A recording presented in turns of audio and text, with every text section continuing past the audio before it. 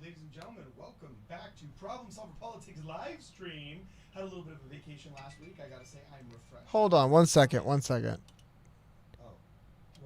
our monitor's on. No, I know, but I don't know if your microphone's on. I believe my microphone's on. I can't hear you. So anyway, while we're getting this technical, we got a Can you hear me now? I can hear you now. Oh, okay. There we are. Yes. So while we did, you can see right here, we got a lovely new glorious mixer. All the buttons are different, and what mic do you have? Can you tell me what number it says in the thing? I have an RE320. No, okay, never mind. I forget it. Oh, you mean which number on the? Yeah, I thought you were 2. Mine is not numbered, actually, Cody. It's 2. Okay, something else. Oh, was the cough button on? Yeah, I had my cough button on. Okay, thank you. That's what it was. So it actually wasn't a fault of the new mixer then. That's crazy. No. It was my little cough button right here.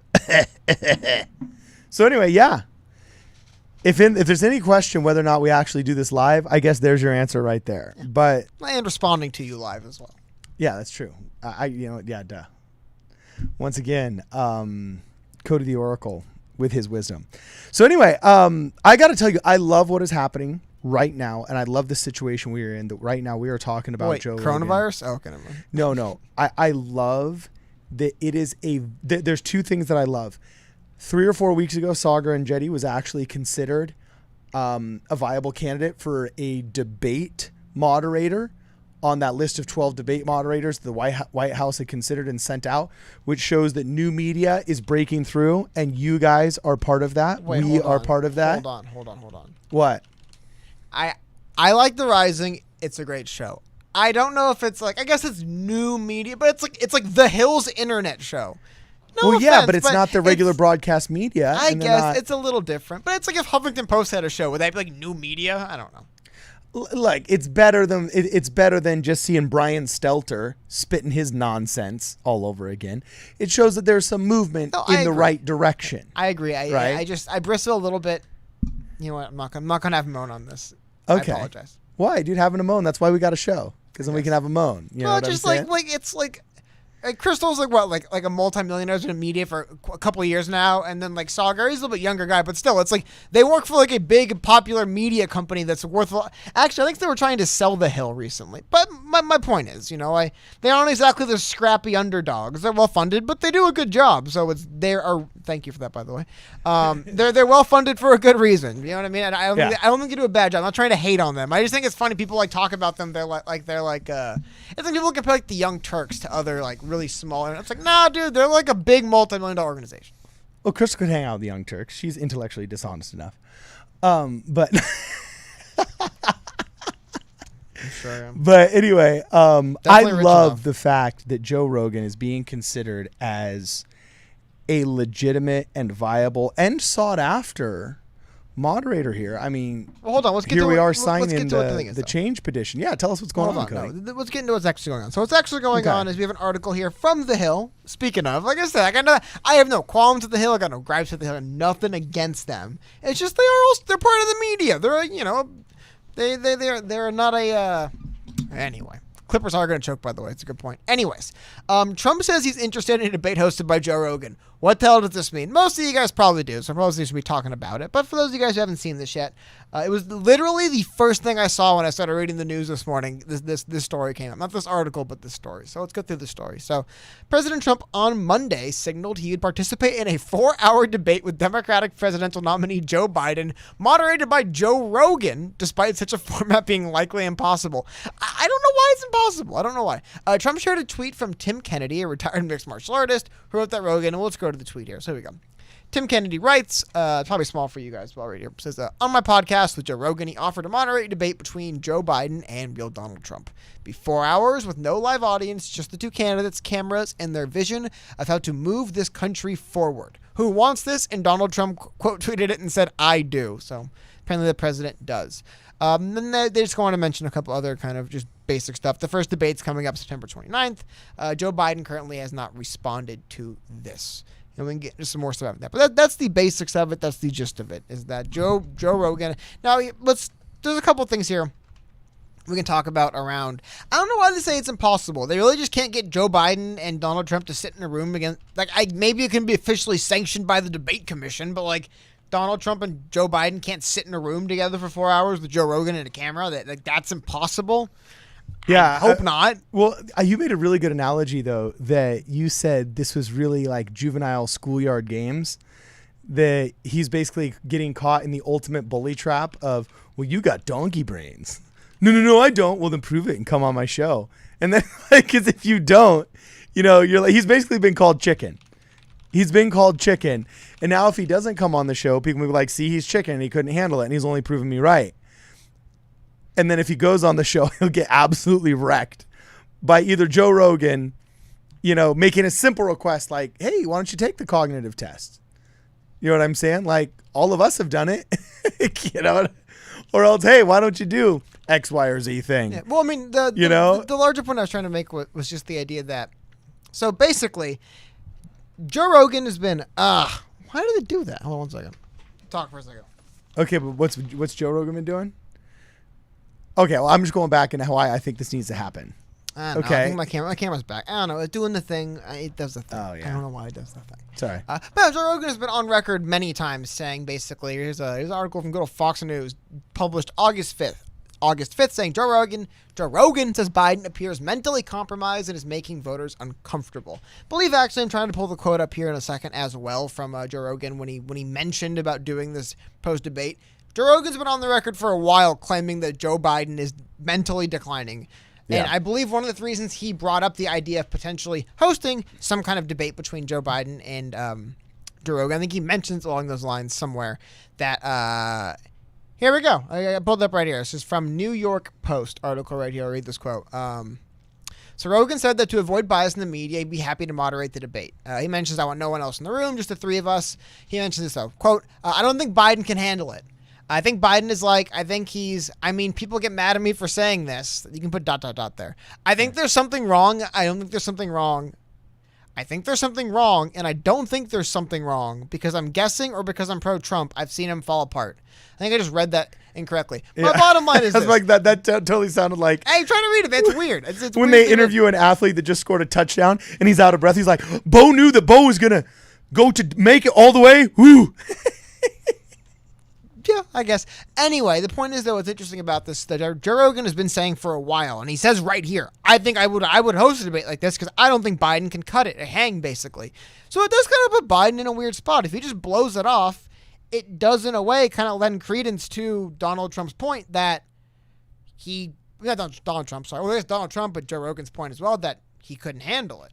So it's kind of a weird spot to be in because, yeah, I agree. Why would Joe Biden do this? I definitely think it'd be better for Trump than him to do something like this. But at the same time, the way that it's been kind of framed as like, well, he couldn't do it even if he wanted to. Even if he tried, he can never last 4 hours. It's kind of like an old school way, of like taunting someone into something. Like, oh, yeah, of course you won't do it because you can't. That's why I'm asking you. And it's interesting to see at this level with a 99-year-old presidential candidate named Joe Biden. But it is weird. But at the same time, imagine Joe Biden does kind of blow this off. I imagine he will blow this off, right? Do you think it's likely? Oh, is it likely? He has no choice but to blow this off, Cody. If he does, then it does come across. No, because let's go through this. But then my point is this: if Well, he does there's blow it off, no Joe upside. Rogan's point that he doesn't think he can handle it, and he's seeing him fall apart, No, it lends more credence to. Unfortunately, it's kind of the But Cody, catch-22. this can't even be a question for anybody that understands modern politics here. Pete Buttigieg was going to show up on Dave Rubin's show. A gay guy was going to show up on another gay guy's podcast, and the SJWs freaked out, saying it's a bad look. So first thing going against Joe Biden, besides the obvious fact he couldn't handle it physically, is the fact that if all of a sudden he shows up on Joe Rogan, alt-right adjacent or alt-light or whatever they've been calling him for the past 2 years because he simply talked with Ben Shapiro once, you know what I'm saying? He would absolutely infuriate the most vocal aspect of the left, okay? Second, he's going to be asked tough questions by somebody who's not trying to launch a political or a media career. See, all of these people and all the moderators on CNN, they want to play nice with the Democrats because they either live in their districts, they want something from them, or they want to get interviews for them in the future and they're thinking about their future careers.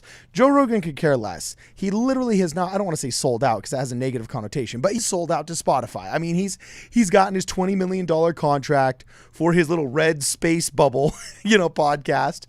And he's living the dream, making money off UFC, which he loves, and podcasting in the afternoons on his own time. He doesn't care about whether or not Joe Biden likes him or is going to get a future interview with him or whatever.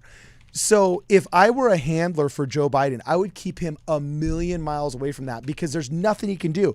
He's not going to outmaneuver or out-jerk or out-soundbite Donald Trump. Donald Trump would wreck him. When it comes to soundbite clips, they're going to fly through Twitter. When it comes to memes that will be generated from the interaction, you know what I'm saying? So he's not going to out-argue Trump. He's not going to out-philosophize him. He's not going to outlast him physically. He's not going to out-mentalize him. And then what if the guy who's literally a disinterested third party, perceived as kind of like the everyman of America, middle ground dude, you know what I'm saying? If he just says, hey, yo, Joe, so why don't you take that cognitive test? Like all of us did. Here, look, I'll whip one. Hey, Jamie, whip up a cognitive test. We can do it right now. Just show that he's totally cognitive. That would be a wrecking ball. A wrecking ball. That would be, you're a little bit young to remember this, Cody. But do you remember when, I think it was John Edwards did his yeah! It's actually, unironically, one of my earliest political memories. I'm not even kidding you. I remember as like a little kid seeing that being like, that guy's kind of cool. I kind of like him. Yeah. As a kid, I was like, that's neat. I don't see politicians do that. Yeah. So, I mean, but it wrecked him. He had my vote at 12 or whatever. Yeah. He had your vote at 12. Hey, who was the first candidate you actually remember? Oh, the first election I remember was the first Bush election.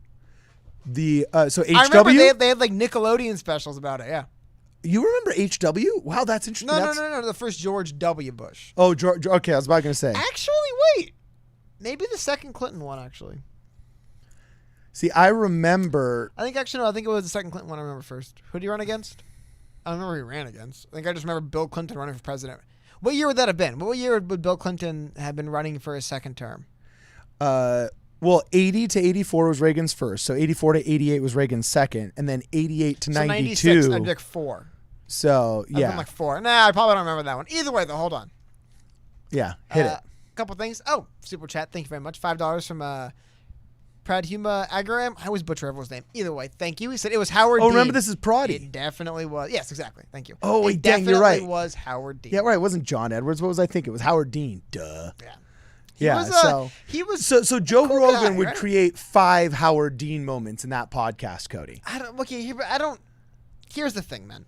One, these are real people. They're not cartoon characters. I would, if Joe Biden said, I'll do the debate, and he's an old man. Like he doesn't kill it. He's not like, he doesn't go out there like LeBron James, but he has a pretty solid performance for 4 hours and doesn't fall apart. I wouldn't be that surprised, man.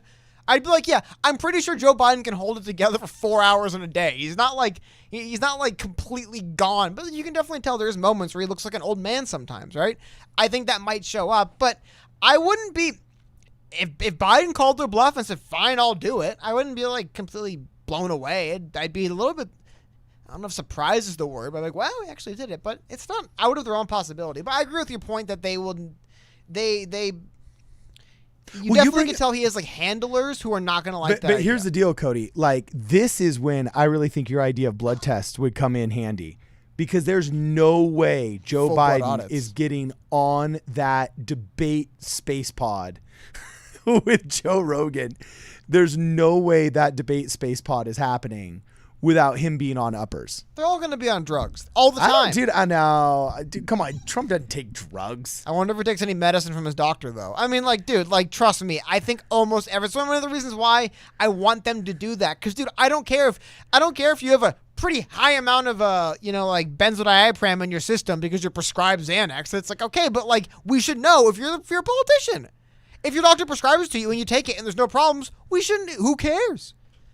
But speaking of, like, dude, there was one debate. Wait, do you really think freaking Donald Trump is on drugs? Again, maybe not drugs. Maybe he takes medicine for something. I don't know. Okay. Maybe he has some supplements. What's that thing that those business guys take on the internet? Oh my God, what's that thing called? Alpha Brain. No, but there's Alpha Brain. I always get the Alpha Brain commercials. No, but there's like a chemical that people will take. It's like a legal stimulant. Yeah, that people do.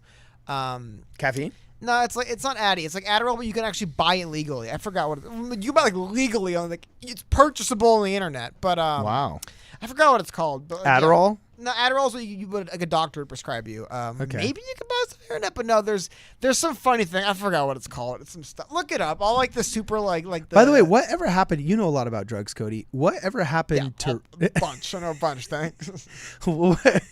Whatever happened to Ritalin? That was like the Adderall of when I was a kid, but Ritalin kind of went away and was replaced by Adderall. As far as I know, people probably did. Honestly, probably business happened. Probably got better deals than Adderall. They probably made more money pushing Adderall. Honestly. Yeah. Dude, Adderall's like structurally meth. Giving Adderall to kids that have like attention deficits is the funniest thing to me. It's I wonder how many parents give Adderall to Barry Bonds took Adderall to hit more homers, dude. Like it basically helps improve you at anything. And no, but that's the cynical stuff. This is what happens, right? Yeah. Kids are performing poorly. Basically, the only time a kid's going to be brought in to see if they have any mental issues is that they're doing bad in school or fighting people. Anything aside from that, they're probably never going to write in. So they're doing bad in school or fighting people. They need to do better in some level. Like I said, man, give an 87-year-old man Adderall. He'll perform better than he did the day before. So they give it to kids, and then they go, wow, I guess it worked. They're performing better. It's like, well, yeah. They're on... Major League Baseball considers it to be a performance-enhancing drug. That's how I look at it.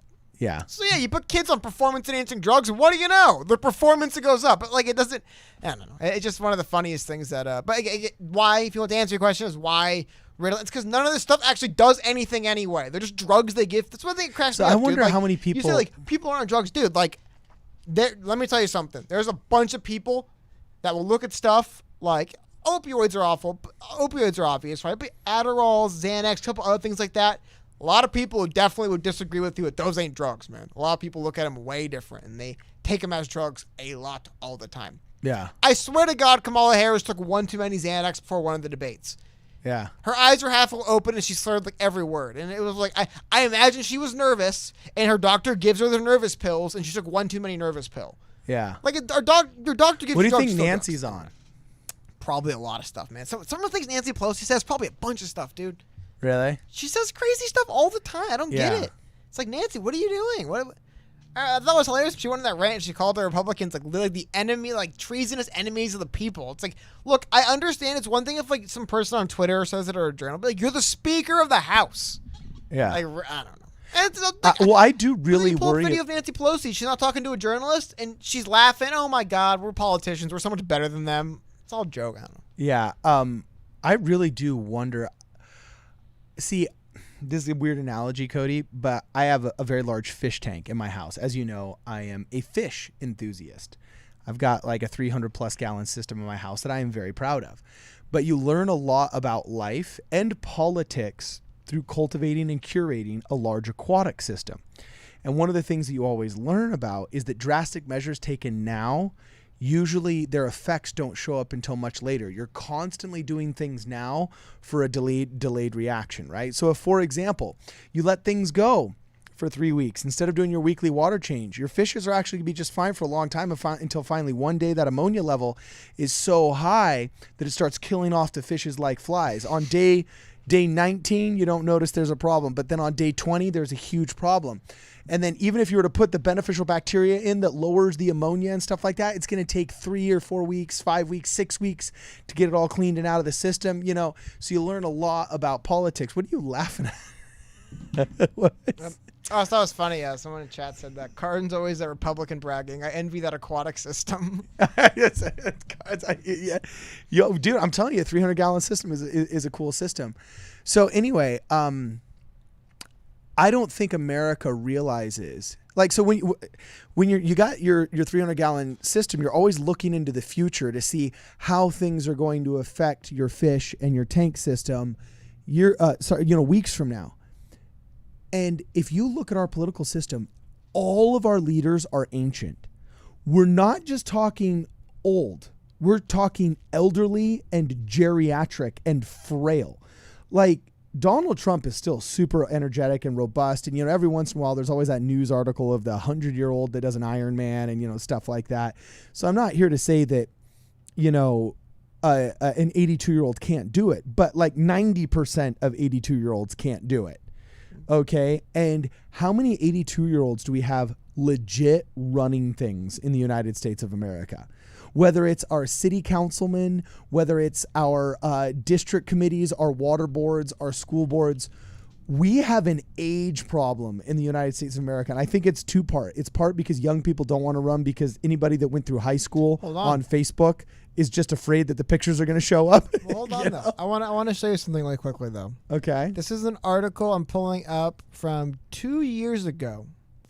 But here's a list of people that, as of 2 years ago, at the very least. Here's the thing, dude. Government is one thing, but honestly, dude, a dog could be a mayor, right? Money is something people care a lot more about. So let's look at this is an article from a couple years ago called European CEO. But I was going to run through this. Top 5 oldest CEOs. That's interesting. So Warren Buffett, as of 2018, was 87? 87. So he had a couple of years there where he was in his 80s as a big time. I don't know what he was doing at that point, right? Sheldon Adelson, another man, very old, worked well into mid 80s at the least. Leslie Wexner, another person. The L Brands now forever associated with Epstein. Okay, I guess, but with another man. Only point is, it does seem like you will see, but again, though, who knows if these people are CEOs or just CEOs. My only point was, though, I want to bring it up to, is interesting. If someone's running for president, shouldn't the argument be maybe there's one 85-year-old that could be president and it's the guy running, right? Okay. Like, is that an argument? No, Shouldn't it's it true, be an but exceptionalist argument to your candidate? Yeah, just like you can have a beautiful 50-year-old Asian arowana in your fish tank with a bunch of young fishes. I'm not here to say that one can't hang out with the young fishes. I'm saying when you've got an entire tank full of 85-year-old fishes that all have, supposedly scientifically an average of 72-year lifespans, you're going to be expecting a massive die-off that is going to absolutely just crater the ecosystem of the tank that is dependent upon fish eating and then pooping and the nitrates being converted into nitrites. And what do you say about Trump being not much younger? well, he at least comes across as more robust and like defies his age on camera. Hey, age is just a number till it isn't. That's the and- argument for everything. But always. no, but I do worry. Like I do even worry about that with Trump though, because for example, he's not an internet guy. He doesn't necessarily have those cultural affiliations. Since he did stay with entertainment and his mind is proven more malleable, I think he's more quote with it than Joe Biden is. Okay, so because of his entertainment background and not his political background and his private sector background, not his public sector background, I view him as a lot more adaptable and prepared. But I'm just talking about the system at large. I'm talking about if America were a fish tank, we're looking at a seniority-based leadership model that has produced a bunch of old fishes that are all about to die. And what is the ecosystem in our fish tank going to do when, like, in a 5-year period, 50% of America's freaking mares die? Well, I know that's a really good point. What are we going to do? That's a really good point. And it's probably younger people in politics. I want to get to a super chat and then one other thing. I want to get back to the debate back to the Joe Rogan topic for that. First super chat here, another one from our friend Prodi. Dude, I blow every name. I hope that was correct. Anyway, it says, what was $5, thank you. What was Kimberly Guilfoyle on at the RNC convention?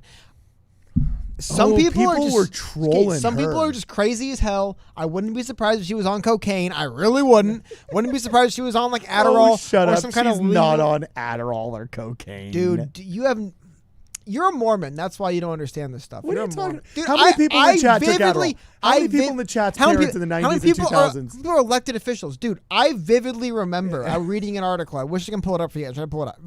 Where a local, like a state assembly politician level in California, right, Okay. was getting grilled because she had an office keg. And her defense was like, everybody has an office keg up here. That was literally her defense. We all have them. I don't know why I'm being singled out.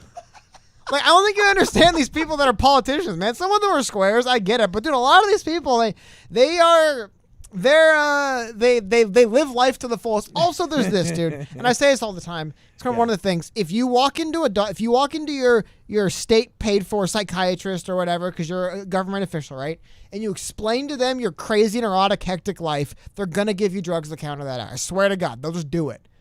If you walk in, you're like, hey, I feel this all the time. I'm always nervous. I always need more energy. I'm always tired. Okay, here's things that help with that. Dude, I'm gonna tell you something. People that sit around on computers day trading all day take drugs. You think politicians don't? or they're just better at hiding it. No, dude, politicians get the doctor to write the prescription for the drugs, so it's legal Well, and yeah, paid for by us. We pay for the drugs for them. It's awesome. They love it. Sorry, I always ran, but maybe it's just because I associate with more Republicans and they're not dope heads. You know what I'm saying? They're not dope heads, dude. They just have medicine for ailments. They take something for their back or their surgery. But to me, or maybe they got something. To me, like blood pressure crap isn't the same as if you're like dropping benzos. Not blood pressure. A lot of people, dude, if you have like, bad knees or whatever, leg surgeries, they'll give you some painkillers to take. That's why they got prescribed a lot of times anyway. I'm just saying, dude, like they push drugs on people like crazy. And sometimes, let me tell you something. With these politicians, they probably ain't really pushing them. It's probably just, they probably walk in with like written on their hands, like, I feel this and this and this. Oh, what about this? That sounds great. I mean, like, but you look at these lives, man. They're on, these people, they fly. Dude, how about this? Let's pull up, I'm going to pull this up. So, alcohol bills, Plains, Congress. Okay. Guarantee you. Let me see if I can find an article. It'll take me a second. Every now and then, this stuff leaks out how much our politicians spend on booze. Oh, yeah, that's true. And it's crazy. And then, do you think people are spending money on alcohol and they're not going to the doctor getting anything else? I got to tell you, and the thing is, people don't take alcohol as seriously as they should. If I could outlaw something, I would legalize weed, and then I'd heavily regulate alcohol. Okay, yeah, try. Whew. Yeah. You know what I'm saying? That's what I would do. Mess around with that again and see what happens. I would make us all go to, then we'd all have to go to Mormon Sunday school and get 10 credits before you graduate from college. And then I would force you to pray at certain times during the day. And then I'm just kidding. I was trying to describe some dystopian theocracy. But yeah, actually, I think the regulation of some of these other drugs that impair, like driving, for example, you're not as impaired when you're high on marijuana as you are when you're high on, or low, shall we say, on alcohol and so on and so forth. So like, I think that's the only real reason where I would regulate alcohol the way we do weed, and then legalize weed the way we do alcohol. Okay, check this out, and then we'll get back talking about the Joe Rogan thing for a second. Dude, Emerald Miner just joined. I didn't realize Emerald Miner wasn't a member. Oh, very cool. Awesome, man. Dude, rock on. Thank you. So here, I want to show you guys this. Okay. Article from the Washington Times. I understand. I believe they're a conservative outlet, and I believe they're writing this under the Obama admin. Go home, Uncle Sam, you're drunk. But I believe the Washington Times is a real publication, right? I think this is a real outlet. Yeah, let's hope so. This isn't a parody site. And check this article out. Okay. So, go home, Uncle Sam, you're drunk. Year 2014. Guarantee it hasn't got better. So federal spending records show the government spends 7 figures a year stocking its cabinet with wine, beer, and liquor. In fiscal 2013, the last year for which there are complete records, the government spent almost $1.3 million on alcohol, more than quadruple the amount spent in 2005. Wow. I wonder if it's gone up any more since then. Spending on liquor has increased over the years towards the 1 million mark, with 2013's tab growing more than 400,000 over 2012. You could say that Washington is quite literally drunk on other people's money, according to some activist. It's very symbolic of the kind of problem we have in a whole host of government areas. He said, yada, yada, they go on. But yeah, man, this isn't like hidden stuff. Like they post their this is from 6 years ago. And it's like, yeah, that's how much of our money they spend. Imagine how much of their money that we give them as well through our taxes that they spend on this stuff. Well, some of it they make in the market on shady deals. So I guess the money they made on insider trading in the market, it's okay if they spend that money on alcohol. But dude, these people are they're not all of them. I'm not saying all of them. There's definitely a lot of people who definitely live up the perks and amenities of being a elected official. There's a lot of them. Now, yeah, there was the guy buying Steam games. No, but you want there to be perks and amenities so these people aren't encouraged to become corrupt. And because not cheap I've lived booze. in a country. Not cheap booze or free booze. Well, as long as they're doing it, and if we have a society that allows it as legal with the expectation that responsible adults will use it reasonably, then why should we deny it to the political class? Personally, I think they should be at home drunk more often. The problem with Congress is they're in session so much. Like in California, our state assembly is constantly in session, while in Texas, they're only in session like 7 out of 12 months of the year. So there's at least 5 months where you think, okay, the government can't vote to screw something up in my life for the next 5 months. I would pay extra money to keep all the Democrats in Sacramento at home drunk 6 months out of the year if I could. Okay, but so I want to get back though. I want to get back to the maybe they'd figure out a way to keep our lights on and keep these rolling blackouts that have existed my entire 35 now plus years as a Californian. Maybe if they were, recovering from a hangover, there might be 2 or 3 days where they thought, hey, let's keep the lights on and keep hospitals from losing electricity. Well, actually, the hospitals don't, because now they have mandatory generators that have to burn fossil fuels in order to stay on when there's the rolling blackouts because of the solar energy, which is the most hilarious height of hypocrisy I've ever seen out there. You know what I'm saying? But yeah, I would literally pay to keep half these politicians home drunk if I could, just so they would be not in session voting on stupid bills that corporatists have shoved down their throat. Am I wrong? Would you prefer a politician home drunk, not voting, don't ask me what I prefer or politicians sober, doing, man. shilling for the corporations? I prefer they were doing something, man. Tell you what. They're Okay, so we got another member that joined the Weil, or is it one of those German names that's pronounced Weil? I'm not sure. But the Weil Law Group, PA, I believe that stands for Pennsylvania, right? Or is that a certification PA? It's obviously not a production assistant like in the movies. But welcome, and that's a super cool logo with the W and then, the scales of justice, which I always dug. I should have been a lawyer, Cody. Should have been a lawyer. Why? Hold on. So I'm not getting off track again. I want to go back and run through this thing because I wonder a couple things. Okay. So, Sorry. Yeah, we got to to finish. recap very quickly again. For anyone who just joined. So, Joe Rogan put out basically an open challenge to Donald Trump and Joe Biden to do a 4-hour debate on his platform. Basically said that Joe Biden can't mentally handle it because he's seen him fall apart. Kind of called them both out. Now, Donald Trump has signed on to do the debate. So, we're up to here. Not the most flattering picture of Joe Rogan. He looks like he's got like no torso. I know. It's That, like, that it's is a weird photo. It It looks is like a midget. From all the ones that, well, it looks like a midget. I mean, talk about that for a second. Yeah. But no. So we already talked about. I think it could happen. You say no way, it can never happen. I think it could happen. But one thing Wait, no, but under what pretense? Under what pretense would anybody that Joe Biden hires to be a campaign manager or a consultant name any reason that a campaign manager or a consultant would say yes to going on Joe Rogan? Name any reason. For the exact reason that I brought up. The idea that Joe Rogan basically called out Joe Biden, said, for lack of a better term, he has donkey brains. And what a better way to put that whole thing to bed than to find probably the most, aside from Donald Trump, probably the most high-profile person saying that Joe Biden is mental deficiency, mental decline, which is Joe Rogan. But you can't put it to bed. But if you go on it and he performs well, you can. At least help. It'll go a long way. What would you say? If Joe Biden goes up for 4 hours, he kind of stumbles, says a couple dumb things. They probably both do. It's 4 hours. But ultimately, it doesn't fall apart. What would you think? Would you think differently? Would you think, oh, maybe he's not as bad as I thought? Would you think that if he did that? You're asking me, would my opinion change of Joe Biden? I want to make sure I get your question right here. Would my opinion change of Joe Biden if he successfully held his own for 4 hours of Donald Trump? Yeah, in this debate with Joe Rogan. I would say, yeah. I'd be extremely surprised that he even survived. He's kind of like Rocker. He's like, I just want to go all 7. You know, Adrian, if I can go all the way. Or whatever he said. That was a horrible. Yeah, what did I say? You said Rock, right?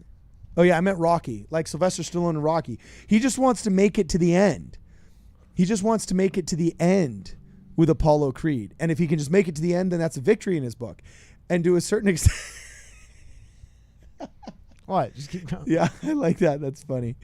To a certain extent, that's all Joe Biden has to do. Because Joe Biden, see, Democrats are always fighting downhill battles with the wind in their tails because the media's blowing smoke into their sails. Whereas Republicans are always fighting uphill battles and generally have an underdog situation because the media is always constantly crapping on them. Okay? So if he simply just makes it and stays level, the media will make it a disproportionate victory for him. So, yeah, he would only have to hold his own. He wouldn't even have to wreck Trump. He wouldn't have to do anything spectacular other than survive those 4 hours, and it would be considered a, quote, victory by Biden. So, and what's the downside? But he can't. You know for a fact what's he the cannot. downside? What happens if he does it? And it goes on for, however long, 4 hours.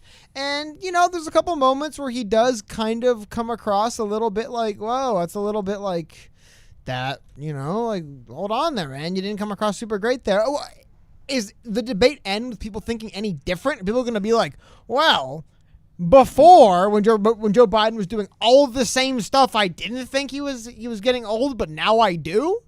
Right? Like, honestly, the more I think about it, unless they really do, unless Joe Biden's handlers are like, he legitimately can't go 45 minutes. There's no way he can do 4 hours. We have to be there. It has to be under our control. And unless it's like that, I'm kind of talking myself into thinking he should do it. I think the upside's too big for him. Dude, he crushes it. A lot of people's reasons for not wanting to vote for Joe Biden kind of go out the window. There's a lot of people. Well, that's true. Don't say it out loud. That are probably thinking like, I think he has donkey brains, so I won't vote for him. But like, if he goes out there and kills it, Cody, in your heart of hearts, mano to mano, do you think he is capable of lasting 4 hours of on your toes, head on a swivel, bare knuckle verbal boxing with motherfucking Joe Rogan, the most disinterested party out there, asking frank colloquial questions, not these neutered euphemistic questions in the political nomenclature and political speech that politicians and political pundits are used to speaking in. No, not that one. Dude, is Joe Rogan really that short? Or these are all photoshopped, right, dog? No, he's really that short, dude. He's really, dude, he is tiny, man. Well, dude, shut up. That's not real. That's like a cardboard cutout and somebody did that. That's not real. Or if that's Photoshop, that's got to be Photoshop. Okay, but hold on. Okay. So anyway, do you really think in your heart of hearts that he could bare knuckle verbal box, head on a swivel, just like hit that in that little space bubble arena for 4 hours? You think he could survive the Thunderdome? Look, I think there's a legitimate, very serious possibility he doesn't, but I also wouldn't be like he's... Like, dude, here's the thing. A lot of people like to do this stuff. They like to clown on people on the internet like they aren't real people. Dude, Joe Biden's been doing politics 50 damn years. I think he knows what he's doing, even if he's going senile. I think he can hold together a little bit and handle 4 hours. I really do. I wouldn't be dumbfounded. I'd be like, well, this guy has won how many elections? He has done how many debates before? I know he's getting older, but he can do it for 4 hours. Yeah, maybe. I don't know if I'd give me the over-under. I'll tell you how much money. Give me the odds, how much money I put on it. But like I don't know if I'd bet that he would. But if he did it, I wouldn't be blown away. I'd say, well, okay, he did it on a debate. Everyone's saying he's mush. He can't do anything. And then one of the debates, he was all fired up the whole 3 hours or whatever. Okay. Surprised me. I was like, wow, maybe he's got more in him. Because you remember, this guy isn't. I still don't trust him 4 years from now based on what I'm seeing today. That, you know what I mean? Who knows how this stuff moves? I'm not an Alzheimer's expert, but I do see him say things sometimes where I'm like, whoa, like this plus 4 years from now might look bad, but that's down the line. Yeah. So we got a super chat here. Keep those super chats coming by the way, guys. Super appreciate them.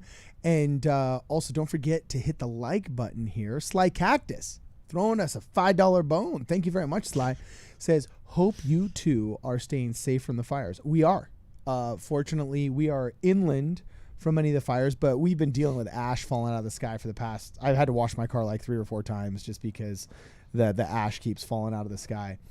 But anyway, it says, hope you two are staying safe from the fires. Also, if Biden doesn't go on Rogan, what does that say about his true confidence against debating Trump? I don't think he has that confidence.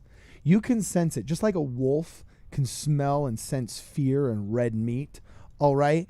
The media and the populi, they can sense when a guy's confident, and he's not. He's not. And we knew that he wasn't from the moment he did his very first anti-Trump ad when he announced that he was running. When you have to use an intellectually dishonest talking point as an excuse to run, it shows that you don't have a stable platform that you are launching your candidacy from. So I'll tell you right now, like a wolf can smell red meat, I smell all of that lack of confidence. I smell that just he can't do it, and his handlers know he can't do it, and there is blood in the water.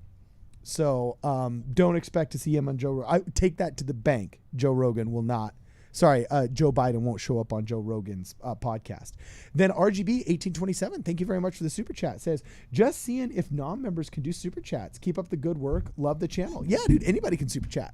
Yeah. This YouTube, well, we don't... I believe YouTube actually does have... depends on what country you live in and various weird things like that. But yes. Oh, really? Yeah, it's weird. RGB 1827, I wonder what that means. See, by the way, just a little aside here, I am an RGB junkie.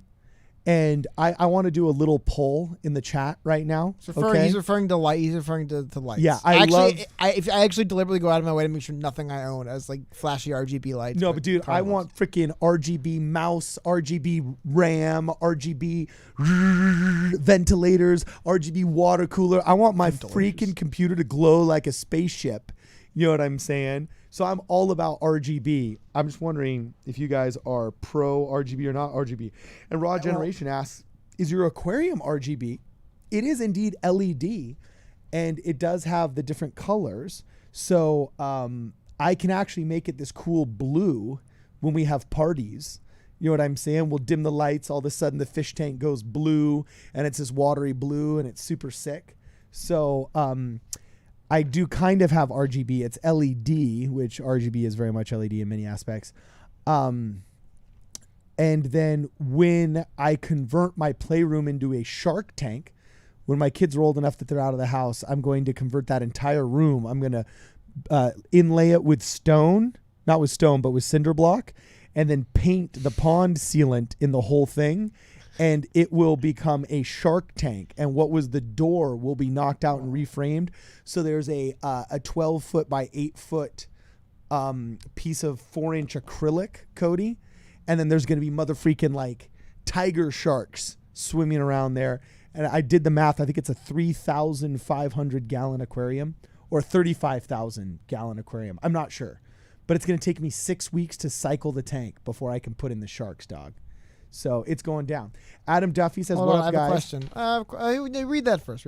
Okay. Adam Duffy says, what up, guys? I'm trying to fill out my hat collection. I'm curious if you all got any PSP hats left. No, they were all sent out, my man. Actually don't. Yeah, we're outie. They're We all sent out. We have to do a second run. We'll see. But hold on. I want to get to the second part of this discussion on And then I'm going to fix your light. So Keep going. We've already talked about will Joe Rogan and will Joe Biden and Donald Trump do this debate? I wouldn't be absolutely blown away if they did, just because I think it's a big win for Biden. But I want to look at something, and I kind of want to talk to you about this as well. Why this is an idea because I want to show you guys a tweet. It's a tweet from Andrew Yang, and he's saying that I love the idea of Joe Rogan moderating a presidential debate. And he links to a petition from change.org, right? To sign a presidential debate, right? What's fascinating about this is from over a year ago. This is from August 14th, 2019. So this insistence of Joe Rogan hosting a debate, I think, is funny. It's just not gone away, this entire cycle. And so beyond, I understand the logistical issues and some of the recency issues for why you might not be able to get Joe Rogan to moderate debate with Joe Biden and Donald Trump today. But what do you think about, I don't know, 4 years from now? Like, do you think this push to get Joe Rogan to host a presidential debate will come into fruition in the next few elections? Oh no, I think absolutely. Because if 4 That's years where the from now it demand happened, is. I wouldn't be blown away. I mean, think, why did the demand go from radio to television in the first place? Because the people demanded it. The market demanded it. Why did we go from I'm sure advertisers demanded it as well. What'd you say? I'm sure advertisers also demanded it. Well, yeah, but advertisers respond to markets. Same way. You know how much money Joe Rogan and Spotify make? They host this debate? Yeah. Probably a lot. So yeah, I completely think there will be a big shift, because actually there already has been a big shift. They've tried to incorporate tweets into a lot of the questions. Dang it, I knew that would happen. That light gel behind me just fell, but I'll go fix it later. There's been a big shift towards trying to include tweets and social media and so on and so forth in some of these debates, I've noticed. And even when you watch football, Cody, look, I'm coming up with an NFL reference. Well, they're always constantly having the Twitter feed of what people are saying, like, oh, that touchdown was sick. Oh, yeah, dude, like, number 33 is awesome. And I think there will be that shift. Anyway, got another super chat here. Says, Justin Toad, do you guys think the establishment would trust the debates won't get hacked? Well, so far debates getting hacked hasn't been an issue, and encrypted transmissions of live shows haven't been a problem. What if they hacked the stream and showed Andrew's interview with Rogan? Is this your idea, Justin? Sounds like it's more like your idea, and that'd be actually really funny. That is interesting, though, to the idea of Dude, having these people are savaging Joe Rogan, man. These are totally real, normal pictures of Joe Rogan. That's how he walks around every day. That's what it looks like. He just looks taller on his show. So I didn't even realize, is this like a meme where like people literally say that he's is this like a Joe Rogan troll that I wasn't aware existed? To be frank and a little bit crass, making fun of things people can't change. It's one of the oldest hobbies on the internet, and the one thing that everybody has that cannot be changed is their height. So people make fun of people for being short all the time. And there's a joke on the internet, you can pull it up, where like the joke would be, if you look at Joe Rogan, it's like Joe Rogan's 5'11" and this guy's 6 foot. Like the idea is that like Joe Pesci. Like, who is that? Did they put Joe Rogan? They probably honestly just literally shrink somebody down. Okay. But anyway, that aside, but interesting idea actually brought up. I don't know about like hacking, but the idea of having the candidates on something like that is kind of a little bit, I have to be honest, I would trust them on the Joe Rogan live stream more than I would trust what I see on NBC, CBS, MSNBC, something like that. True.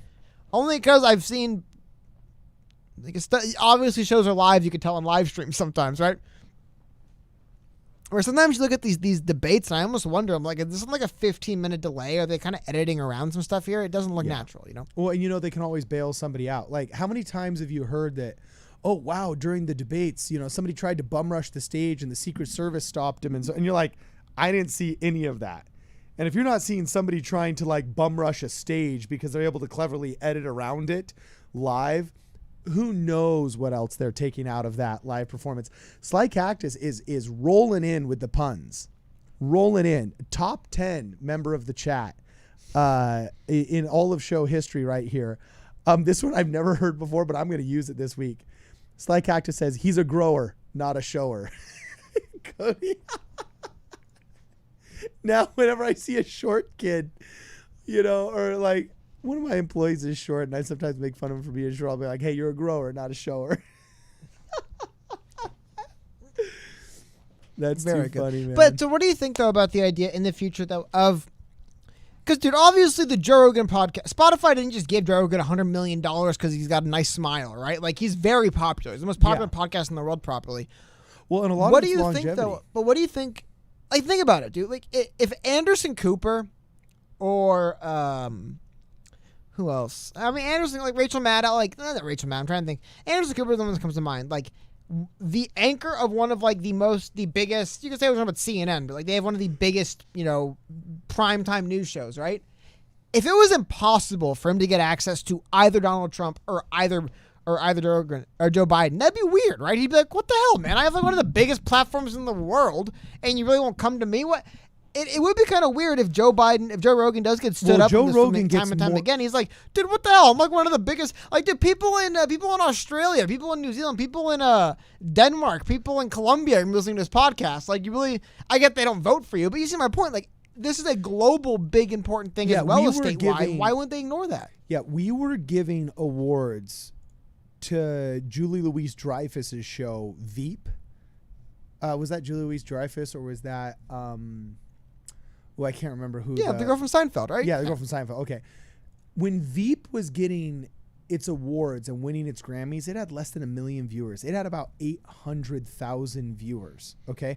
So we're straight up giving Emmys to shows that have less than 1 million views. Well, but meanwhile, Joe Rogan's got straight up, 5 million subs now. And you can't tell me that at least 50% of those aren't in the United States of America. How many Emmys does The Big Bang Theory deserve? I don't know. I never really watched it too much. It was the most popular show in America. Dan, what did it deserve? I'm not questioning artistry. I'm just questioning stats of viewership. That's what I said. It was the most viewed. So how many does it deserve, you think?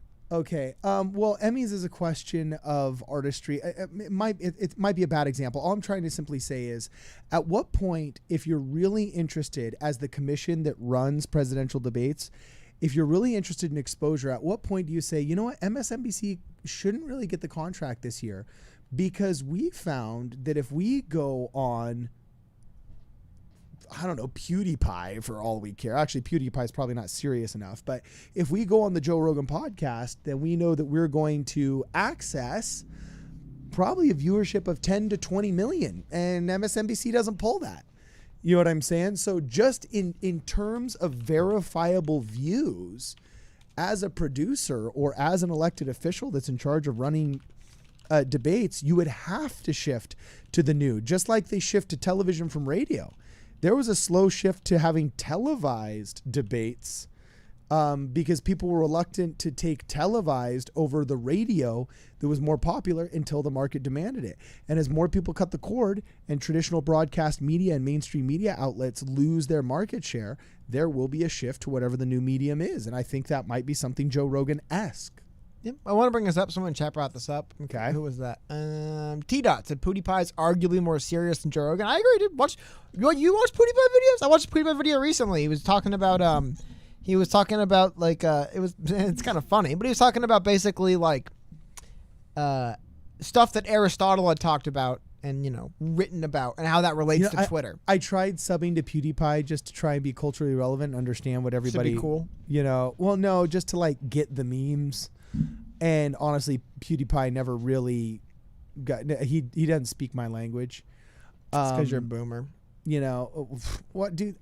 I got some pretty weird crazy tastes, bro, that go beyond any generational considerations. But You just mostly don't like things younger people like because you don't get them. what do you mean? I don't like things that young people like because I don't get them. There's tons of stuff that young people like that I get. Like ice cream and cotton candy. Anyway, well, hold on. I guess, is there anything else you just want to say about this? I just think it's interesting, this notion that this petition has almost 300,000 signatures. This idea of trying to get Joe Rogan to be more involved as a media personality in these presidential election cycles keeps persisting. It keeps showing up. As I said, this is like a year-old petition now, and people are signing it, as you can see, within an hour ago, because it's kind of a renewed interest in it. But I guess you brought up a good point is where it comes from. I think it's interesting where it comes from. And yeah, I do agree. I think pretty soon it's going to be impossible to ignore the fact that, I mean, hey, how far did Andrew Yang get in his campaign because he made it on Joe Rogan, right? Yeah. I wonder if the Bernie Sanders Joe Rogan appearance helped him. I remember when there was people so threatened by Bernie Sanders being endorsed by Joe Rogan, they went in a full smear campaign. Okay.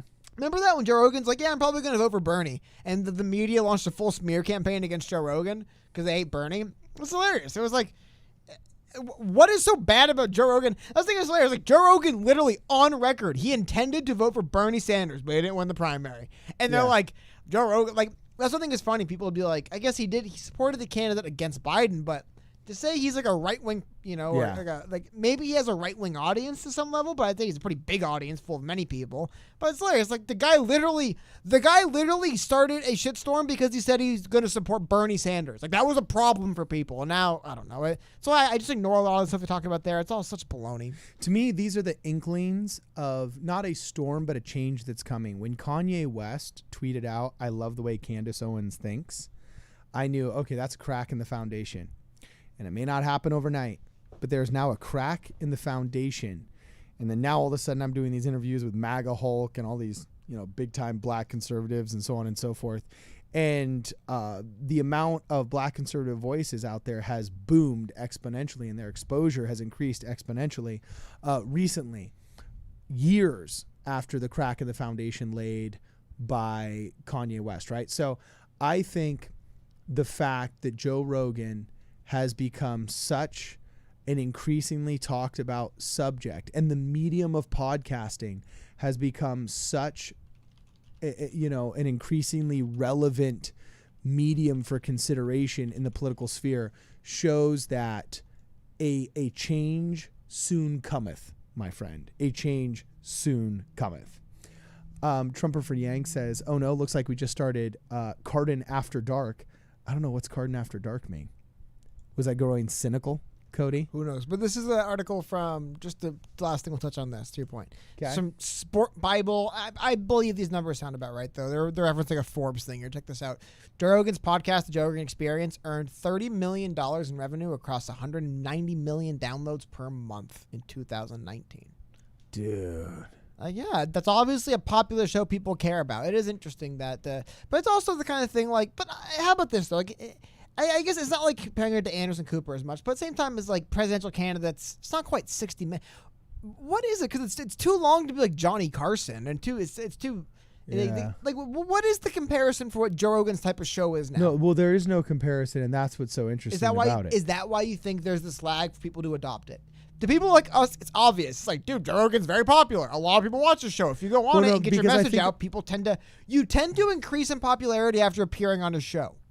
Well, yeah, because it's the idea that you can start a conversation without a time constraint to end it, which allows you to meander and go into details that you usually don't allow yourself to go in if you were on a Johnny Carson or if you were on a more traditional mainstream media. Your mind functions differently under time constraints than when it's not under time constraints. And that's actually a lot of the reason why Andrew Yang said back when he was running that we need to get rid of this mindset of scarcity. Because under the mindset of scarcity, you don't take as many risks, you don't invent things, you don't, make cultural decisions. That's what like entrepreneur business people say. It's hilarious. There's so much of Andrew Yang stuff that he said that cracked me up. I'm like, yeah, that's what all like the like bro business Twitter people say too. Yeah, exactly. Then, if you can get out of the mindset of scarcity, bro, like the sky is the limit. and all you need to do is pay $19 for my course on how you can think your way to success. But one of the reasons why I did love Andrew Yang when he ran, in my experience, people aren't generally speaking Democrats. They're speaking like leftists. It was interesting seeing Andrew Yang running, saying and a lot of language and just stuff he carried himself. It was different than what the left was. I do agree. Now he's part of the team, so to speak. But it's just the way it goes, man. You know what I mean? You either fight him every step of the way and get Tulsi Gabbard out of there, or you do what they want you to do. For the most part, he's still kind of his own person. Actually, one thing I thought was kind of funny. There's that line from Jurassic Park, right? Where I think it's Goldblum says it, where he's like, "Oh, your scientists, they're so busy, so worried about if they could do it, they never stopped to ask if they should do it." Wasn't that Jurassic Park? Either way, that idea.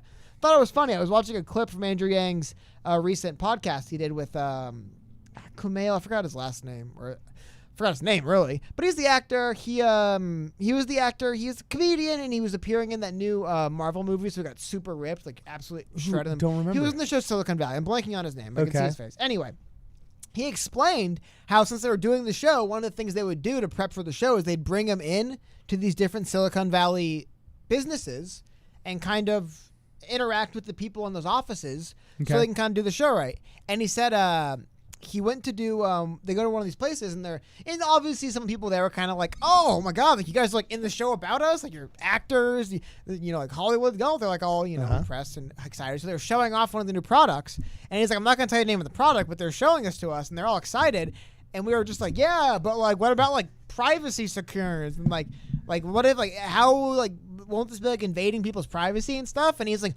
all of them like immediately the mood soured and they were like, well, what do you mean? Like, why would you even ask? Like none of them even think about that stuff up there. He kind of brought it up. He's like, yeah, it's weird when I go up there and see how these people talk. It's like they don't think about like the negative ramifications of the platforms they design. And I thought it was funny. It's like literally like the line from, I believe it's Jurassic Park, where it's like, yeah, these people up there in Silicon Valley, they're just so motivated to see what they can do. They never actually think any of this going to be helpful or useful to anyone. Is anyone actually going to like this?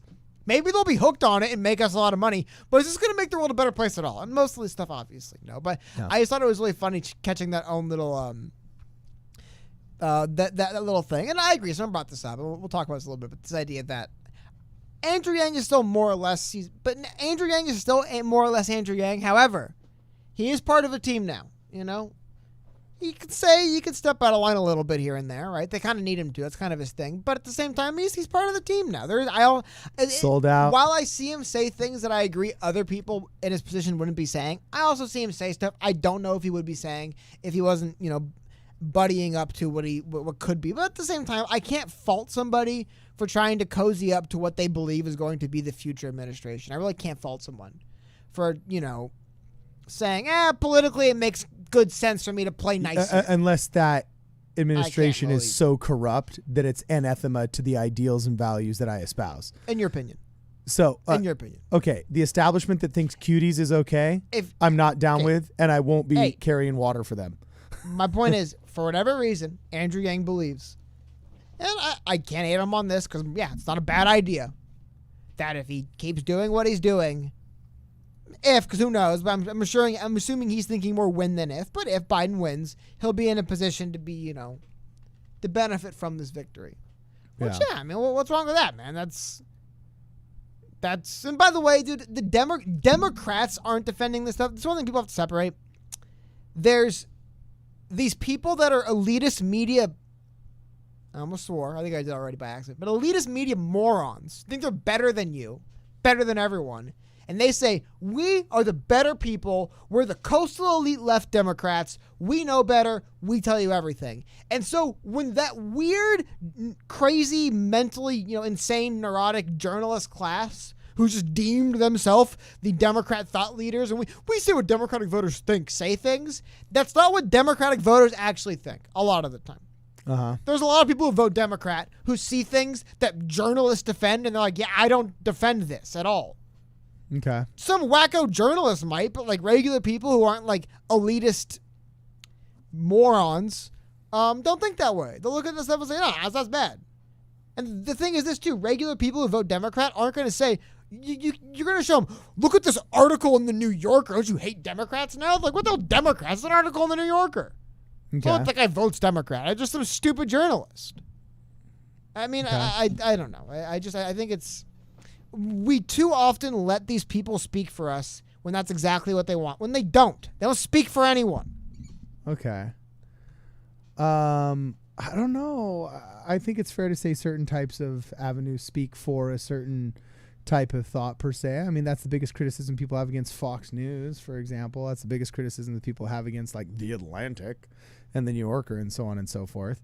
It may not be, hard and fast, but I think it's fair to say that certain publications are mouthpieces for certain movements and so on and so forth. We got a super chat we got to hit really fast before we go any farther. Okay, Kenneth Booker says, did you guys see the doctor that assaulted Andrew Yang's wife was arrested finally? I did. Ouch. Yes. I did. Yes. Very good. I don't know enough about that situation, to be honest with you. I didn't look into it all the way. I mean, I know that I'm familiar with the allegations, and how she claimed that certain lines of questioning and so on and so forth were preparation for assault in her mind and stuff like that. But I had not dove into the details. Cody, what were the details? I haven't got to the full story yet, but no, I mean, I believe it was her and multiple other women, I believe, as well, put together, but multiple complaints against the guy. I'll try to pull an article up here. I didn't read the full article because I just remembered, and I thought it was different than that. I thought it was actually like physical assault kind of stuff, and that's why I was glad to see they brought charges against him. Here's the thing, though, and what's the joke? You can indict a ham sandwich. Let's see what actual jail time this guy pays for this, Yeah. So T-Dot says, Cardin's going full Q with my Q-Tays reference. But I got to tell you, the overwhelming response to it shows that at least there is one shred of something we agree on. And it's given me hope on society. That there is at least one aspect of our society that we view as off limits to exploitation. That is one thing, though, this knee-jerk weird... Again, one of the reasons why don't let these coastal elites speak for you. I see articles like there's literally people writing articles from the perspective of being against child exploitation sexually as a right-wing position. I'm sure right-wingers would love to own that position. Like, what are these morons doing? Yeah. What, they think people who vote don't have kids? Yeah. None of these voters have daughters. I know these weird 50, 60-year-old men that write all these articles about why it's okay. They like it. But they don't think women vote. Yeah. They don't think mothers vote, and they're just cool with this. It's crazy. No. It's not a right-wing position to say, wow, I don't think kids should be sexualized. Yeah, so it's like not. I was about to say You could say this. It does probably err slightly more towards a conservative position. It's not like a right political thing. You could be a left-wing person and be like, I'm a bit conservative when it comes to my child's sexualization. Some people aren't, and you can say, but it just, again, I'm sure the right-wingers love to own that one. That's a great slogan. If you're against sexually exploiting children, you only have one choice. How crazy is that? That's man? actually one of how crazy is it to give that window up? But see, Cody, that's one of my biggest criticisms of the Republican Party and of the American right is they haven't Vincent McMahoned enough of these political positions. Like, talk to a Democrat and you're racist unless you vote Democrat. Which obviously is not true, but that soundbite gets votes. It gets chants in the arena. It's cheap heat. They're selling tickets. You know what I'm saying? Like, why aren't Republicans going out there and saying, like, yeah, if you don't like the exploitation of children, catching and hating Jeffrey Epstein is a right-wing position. Like, they should be doing that. Yeah, if you're not for the exploitation of children, you're really right-wing, so you could should come join us. Like, they should get better at the cheap heat.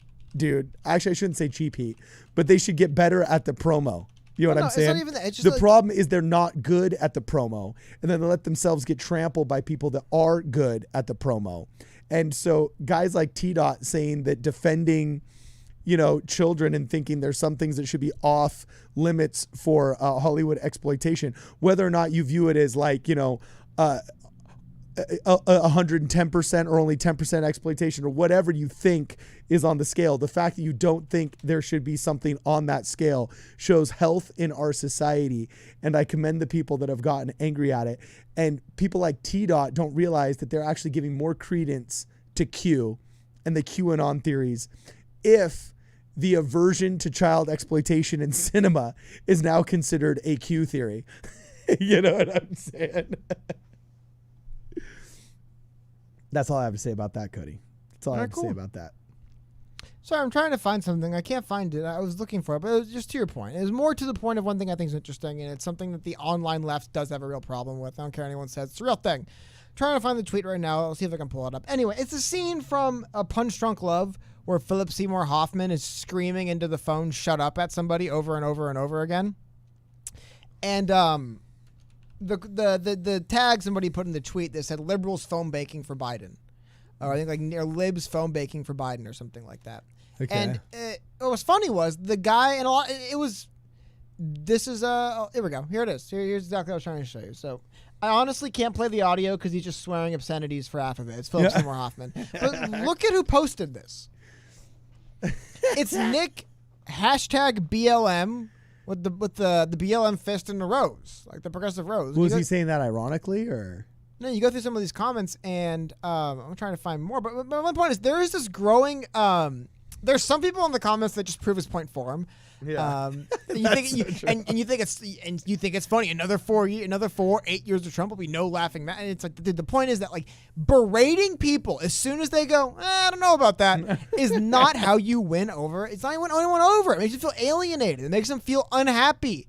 It makes them feel like, what the hell is this? Why are you? And you'll see a lot of people saying, I feel this way too.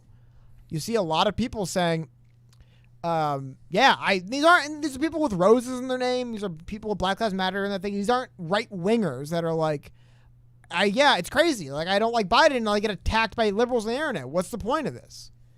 And I just thought, and I'm scrolling through kind of quickly. But anyway, this is what I was looking for. It's the same guy who posted it, where someone just put Lamau and he said, I don't know how they expect me to vote for this candidate with this level of hostility. Hey, what movie is that from? Punch Drunk Love. Punch Drunk Love. Oh, I don't remember that one. But a lot of people are agreeing with them in this. And the point is, these aren't right wingers. Like there's people on the left. There's BLM. There's, Red Rose BLM supporters who are like, dude, I don't like this stuff. Hey, isn't that the sign for the Democratic Socialists? You stuff again. It says, shit poster. He is messing around. I'm not trying to say this is what leftists think online. Yeah. But I just want to be transparent, show you guys this. But he lists as being for Medicare for all, justice for Breonna Taylor, and an anti-war vet. Yeah, because there's a lot of people who are not Trump voters, they're not right wingers, they're not conservatives, who feel like when they, let me see if I can play some of this with the profanity coming in, but they feel like this is what they get when they. Shut the fuck. That's about as far as I can get. But you see what I mean? This is what people feel like. They feel like, dude, I just want to say I have some reservations about Joe Biden, and it feels like you're being attacked. And this isn't some right wing position people hold. It's the position that a lot of people are holding, and I do think it's something that does need to be. It's a problem for Bernie Sanders. People hate to bring it up, but it was. Hate to admit it, I mean. And it's looking to be a problem for Biden now, where people are like, here's the thing, dude. Imagine if you go up to somebody and you're like, I don't know. I kind of have questions about his mental faculties. And someone's like, yeah, I hear you. That's valid. You're not stupid for thinking that. However, and they make a counter argument. People might change their mind. I'm like, okay, you know what? I didn't think about it that way. But when you just start screaming at him, there's actually, I want to say one more meme that's spawned from this style of attacking. This is a great meme, and it really encapsulates this style. And I'm kind of just ranting here about people talk on the internet, but it really encapsulates the kind of weird, stupid logic people have on the internet. Check this out.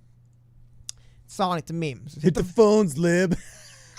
Hear what it says? Every minute you spend not making calls for Biden is a minute you spend making calls for Trump. Idea being, people say any vote not for Biden is a vote for Trump. If you vote for a third party, if you don't vote, it's a vote for Trump. Well, by the same logic, any phone call you make, it's not a call for Biden, it's a call for Trump. Because it's ridiculous the way some people are talking to people. It's just alienating to talk to people this way. And it levels you up for stuff like this. So we got another super chat here. Pivot Guy 401 says, kinda off topic. Uh-oh. Din, din, din. What's he going to say? Kinda off topic, but look up Robstown. I saw a little bit about that, yeah. You saw what? A little bit about the story. Keep reading. Okay, it says, but look up Robstown Cotton Pickers. It's a high school mascot in South Texas that people find offensive. What are y'all's thoughts? Also hate that Biden is the nominee. Okay, is this something that's going to get me in trouble for having Googled something? The police going to come to my house? I remember this. I went through this. Here we go. It's an article published September 5th, very recently. It was actually updated later that same day. It's not a big deal. Okay. Robstown nickname goes viral and prompts a district response. It's one of the funny things about the internet. I don't think this school came out of nowhere, right? I think it existed for a while. It's probably been there forever, right? So Robstown ISD school nickname, the Cotton Pickers, is earning national derision by a leading national website which mentioned the school during a story posted on Saturday. TMZ is the leading national website they speak of here. TMZ ripped Robstown for its nickname after learning of it during a series of tweets from the school's game against London High School on Friday. Fact is, history of cotton picking in this country usually conjures up just one thing for most, aka slavery, and that alone should be reason to pivot, TMZ said. Dude, I gotta tell you, I'm very I'm very I hate how the secular left goes after some really great like they came after the Indians that were the mascot of both my elementary school and my high school. And it was this tall, regal, gorgeous Indian with an accurate headdress, and our motto was "Alive with Pride." And I'm like, this isn't the Cleveland Indians with some kind of like, goofy looking negative stereotype. There, it was a very positive depiction, and you can't go at that. Ooh, cotton pickers. Even me, the guy who's really not into this change your mascot movement. I don't know. If I saw the cotton pickers there, I'd be thinking, I could see this. I could see that one coming a mile away. Does that make sense? Let's go through some of the stuff here. We'll see the schools. So here's let's see what their argument is. Here's a picture here's a picture of the Robstown cotton pickers. You can see right there. Was cotton like a huge part of their agriculture in the day, or what? Let's go through. So others defended. Our team is the Robstown cotton pickers, and we are proud of our history. Please retweet to spread the word. Well, I mean, that's not really saying a whole bunch. Check out that one. Oh, deleted. But they basically just mentioned here that they have not received any complaints or comments from people from the actual community, which is actually something interesting to think about. That's true. The area around Robstown is one of the leading cotton-producing regions in the United States. To be a Robstown cotton picker represents a sense of pride based on tradition for the students and a historical legacy for the community members of Robstown. This is a community that does not perceive a negative connotation connected with this nickname. At this time, Robstown ISD will stay focused on student needs as a priority. District remains committed. Yada, yada, yada. This actually gets to the point I brought up earlier about the coastal elite speaking for us and stuff. Yeah. Yes, if you live in Los Angeles or New York City, fair enough. You probably hear cotton pickers and think one thing. Yeah. But if you live in what is literally the largest cotton-producing place of the United States, the Duck Dynasty dad was a cotton picker and think something else. My only point is this: is that the Duck Dynasty dad was sure, but it's not even he said he worked in the fields. Like I assuming still harvest cotton in this country. Maybe you don't really pick it by hand anymore, but we still harvest cotton. The larger idea is this. Yes, that name probably doesn't fly in Los Angeles, California, New York, some other states. So like, what the hell is this? What cotton picking we do in New York City or Los Angeles, right? But in other parts of the country where it's like we still harvest, I can see the argument they make. Here's the other important thing I want to show about the cotton pickers. They do have an actual logo. Yeah, it's a little big thing of cotton. That's the other thing too. Yeah, is the logo. It isn't a slave picking cotton out of a field. It's not like Bojangles in blackface. But it's what makes it interesting because to your point, immediately as a coastal elite yourself, you hear cotton picker and think one thing. You're like, yikes. But there's other parts of the country where words have different meanings. My only point. No, I was about to say, no, I didn't think only one thing. I'm just saying that to me, that is even lower hanging fruit than having like an Indian as your mascot. Okay. To me, that's so much more closer to a home run just lawsuit that I don't think would be worth fighting. That I would, as an administrator, it wouldn't be hard to convince me to preemptively just change it to avoid any kind of problem. But why? But the idea of holding to tradition, what is wrong with that? Why would you have to? I agree. I got to tell you, I would fight for keeping it if there was social will to keep it. I would fight for keeping it as well because you're talking to a guy that's huge on tradition. But not even social will. It's just if it's literally a slave and it's because our team mascot name is basically the slaves. I get it. But if it's like we're a cotton farming part of the country in Texas, I don't know. It's like I could see their point. And here's the thing. Who cares if it offends liberal elites in New York City and LA? Buzz off. This is a Texas high school for Texas. I mean, the same way, I guarantee you, they name schools in California and San Francisco and Los Angeles and New York City. Well, now it's only animals. Like elsewhere. Literally all they do in California is animals. But it sucks. It's the downside of the internet is because like people do have local regional cultures. Not all of them are bad. Some of them are just specific to a local area. And just because their culture might be jarring to your sensibilities, you can't just say it invalidates it. If they truly have nobody who lives in that community who complains about this, refute my lived experience, Cody. But here's the thing. Again, if there was a school, I'm a right-wing SJW. If their mascot was the cotton pickers and they literally had someone dressed up as a slave at the game running around the sidelines, I would agree it'd be different. You know what I mean? Yeah. But I don't know. Just the idea of them being the cotton pickers, I think it's one of the funny. It's one of the funny. It's one of the instances of this where I think it's why it matters to not let people from big cities that have degrees think they're better than you tell you what is or isn't acceptable in every city of this country. By the way, change. Cody, you need to look this up. Like whenever I see articles like this in America, here we are parsing this logo. Like look on the screen, the Robstown Independent School District Cotton Pickers, right? That's a benign logo that carries no kind of subconscious insinuations of really much of anything. It's just an agricultural icon, just like you have the Huskers, or you've got the Georgia peaches. Yes. You got the corn huskers, you got the Georgia peaches. Obviously, these people were referencing the fact that cotton was a large part of their agricultural history, I'm sure. But in America, we're finding ways to split these hairs. Look up Blanca Flor. Okay, just look up Blanca Flor logo. This is the most popular flower. I don't know if I can. It's BLA. I just looked it up. It shows up on my computer. But look up Blanca Flor. There it is, right there. Blanca Flor, BLACA. Yeah, that is the most popular in Argentina.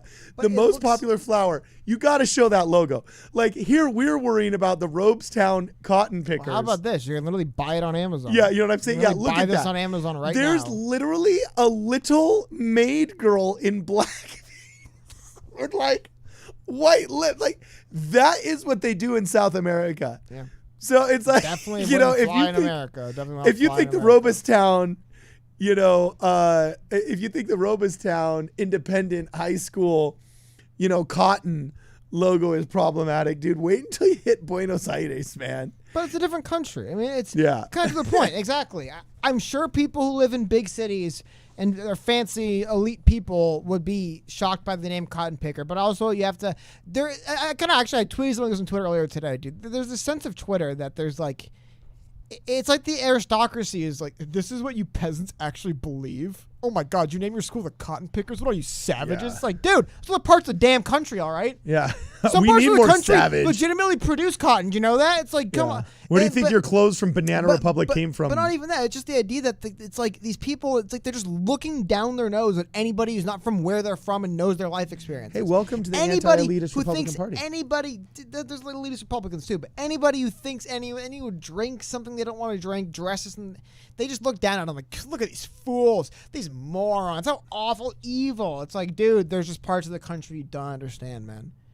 It's like, it's like, how about this? I was talking to my grandparents the other day, and they were talking about my grandfather's grandmother. So we're going back a long time as far as, years on this earth, right? But he's talking about in Los Angeles, California, they used to raise bunnies in the back, and she'd go back there and wring their necks and, kill them, and they'd eat the bunnies as food, and she'd skin them herself, and she'd get the hides clean, and she'd sell the hides to a local guy who would make them into gloves. Yeah. And that is definitely something a skill, which, by the way, you think about that, a little bit brutal killing little bunnies, but they produce a lot of offspring, and they do produce food, and you can sell their hides. Sounds like a skill and be tough enough. Dude, there's like a lot of things that, it's kind of a weird way to put it, but there's a lot of things that people, these arrogant, smug, elitist people sitting behind computers writing these articles and writing this attack stuff don't even realize that they don't. Maybe they do, but they don't realize how disconnected from so much of reality they are. They don't realize there is probably still people in this country who do harvest cotton for a living. Not because they're racist and ain't black people, because we still need to harvest the cotton. Yes, we had slaves do it before, and that was bad. We don't have any more. We literally fought a war to make sure we didn't do that because it was bad. But we still have to do this stuff, and it still is part, like, I don't know. It's so look this up. This triggers me a bit. Kenneth Booker says Pueblo Central High School swastikas is a floor tile design. Look it up.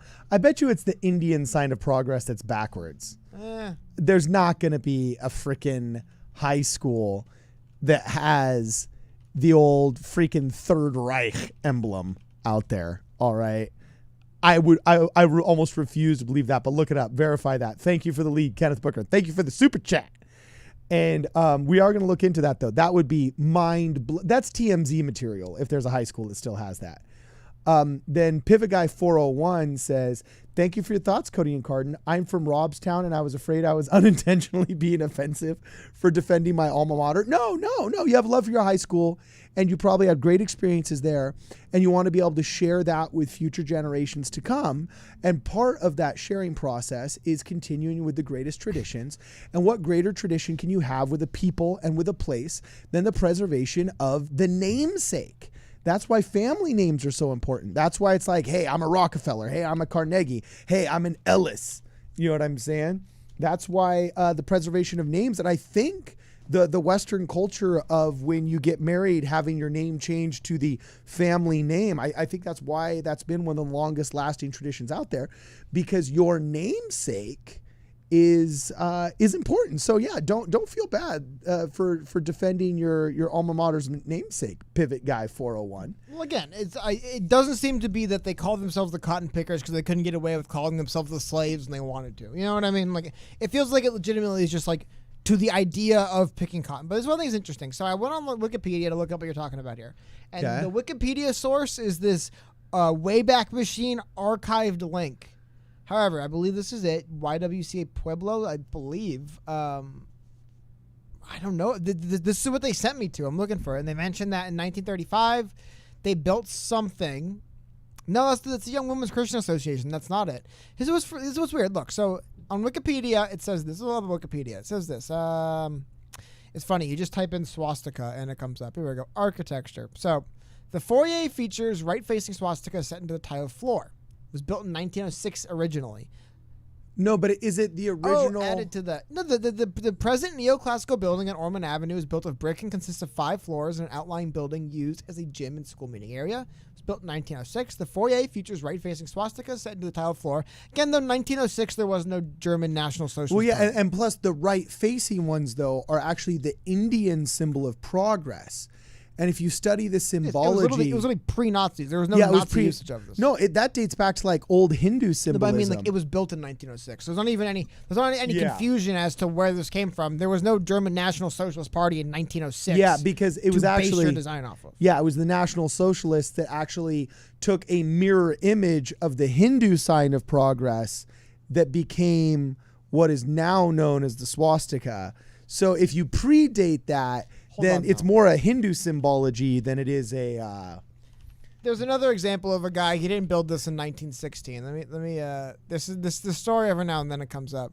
This is such a ridiculous story. So this guy, I love this. Look at this. This is on local radio. No. Large swastika constructed in East Bay. Resident claims sign isn't a Nazi symbol. I think his quote is he's like, I just kind of liked it. Oh no. Yeah, let's see. It says that his outraged neighbors says that neighbors first noticed the symbol earlier this week. Vince Poenelt, who has lived in the block since '67, said as a person of German descent, he's offended and considered it to be shameful. Homeowner Steve Johnson denied that he's constructed a swastika, telling him that it's a Tibetan symbol. He said he installed the imagery so he wouldn't have to pull out weeds. Because it's facing the other way. When it goes counterclockwise, it's good. When it goes clockwise, it's bad, I think is... He later told reporters he was tired of being grilled about the sign and ordered them off his property. But I want to find the quote. I think the quote is he says here we go. Listen to what this guy says about this. It represents me not having to pull weeds out of that part of my yard. Like what a piece of work this guy is. You can call it what you want as far as I'm concerned. It's a Tibetan sign that was invented way before. It represents me not having to pull, yeah. He's like, yeah, wow. He just kind of liked it. But yeah, that's it. Oh, wait, okay. So stuff like this does happen a lot, actually. Not a lot, but you'd be surprised how often stuff like this is an issue. Yeah, okay, so left-facing or counterclockwising. Yeah, see, from what I understand, it's which way it's facing. Because if it goes that way, it's traditional Hindu. Although, no, it can go both ways because the Tibetan sign does go this way. Yeah, you're right. I look forward to the era when this isn't a thing. When this isn't a thing. What do you mean? When will that ever happen? You know, there's never been a time where you could put whatever offensive imagery you wanted in front of your house and not people complain about it. That's never existed. Yeah, so Borden brings in some insight here and says, well, let me tell you, it's called manji in Japanese, and it is everywhere, the Tibetan symbol. Interesting. Okay. So anyway, guys. No, I agree, and it makes sense. Here's the thing. One last call for Super Chats, though, before you say, One last call for super chats because we're gonna be wrapping up here soon, Cody. Okay. And we gotta, if they got any burning questions, they gotta get out of their system. Of course. And I always like giving a last 2-minute warning. It's like in football, dose, like they say in the Miami Stadium, dose. It's arena. Okay. Actually, what is that arena called? Where do the Miami Heat play? United Airways? United Airlines? I think it's United Airlines. Or is United Airlines Center where the Magic play? I want to say it's United Airlines. But no, I mean, the bigger thing is that symbols mean different things to different people in different places at different times, right? I mean, think about it. That school that had swastikas on the floor, that literally was fine for about 30 years. No one would have thought anything about it for like 30 years. Like, like it would have been meaningless at first. Kids would have just like, maybe someone would have brought up, oh, it's like a Tibetan symbol or whatever. Oh, okay, whatever. It's interesting or stuff. I mean, that's actually a fascinating example. Think about that. You just pick some benign shape from some Eastern culture when you're creating some Colorado building, right? And you're like, oh, these look kind of cool. I'm going to use these. Like 40 years later, it becomes like, a centuries-long hate symbol. Yeah. It's like, whoa, hey, it's not why I put it there. Seriously, it was just a thing when I put it there. The poor monks in heaven are like, wait, whoa, hold on, whoa. Even like, hey, 1906. I mean, it's also, you go back and look, until we found out about the other stuff that was going on over there was people that supported the Nazis in America for a few years, like a decade, right? However long, not a decade, but you know what I mean? Like, there's people that were watching this overseas that were supporting it for throughout the war and after it, but up until the war, a lot of people were. It was weird times. People famously point out how Hitler won the Nobel Peace Prize. There will be a Thursday live stream, yes, but it's just interesting, man. It's weird stuff. We live in a weird, crazy, ridiculous. Yeah. So we're going to wrap it up here. Adam Duffy says, regularly scheduled, drop a like/dislike on the stream. Yes, thank you very much for the super if you chat. disagree with anything you heard. Yes. As Cody always says, give us a thumbs down if you think we deserve it. I prefer a thumbs up. And other than that, I got nothing left, Cody. There will be a Thursday live stream. Make sure you follow us on Twitter at PSP Radio 1. Oh, hold on one second. Let me see if I can pull up the photos of the swastika floor. I couldn't find any. Let me look at it again. Okay, you're looking for the what? The school. The Puebla. It was the Pueblo High School. Oh, there it is, right there. No, that's Finnish. Oh, that's Finnish. Yeah, I don't see it. I'm still looking. Any of those? Reddit? That's like a bold one right there. Holy smoke. Wow, this is a lot more architecturally significant than I realized, Cody. No, yeah, I mean, it was like the school's. I can't find it. Huh. We'll have it ready for the next one. Yeah, I'll look up what. You know what I'm saying? We'll have it ready. So anyway, I mean, it's not a big deal. It's just interesting to see how this stuff does happen and go on. Like the idea of. Sorry, that triggers me. But the idea of these symbols kind of finding their ways into places you wouldn't expect is really interesting to me. It always is. Okay, cool. Anyway, it's been real, and it's been fun, and it's been real fun. This is Problem Solver Politics.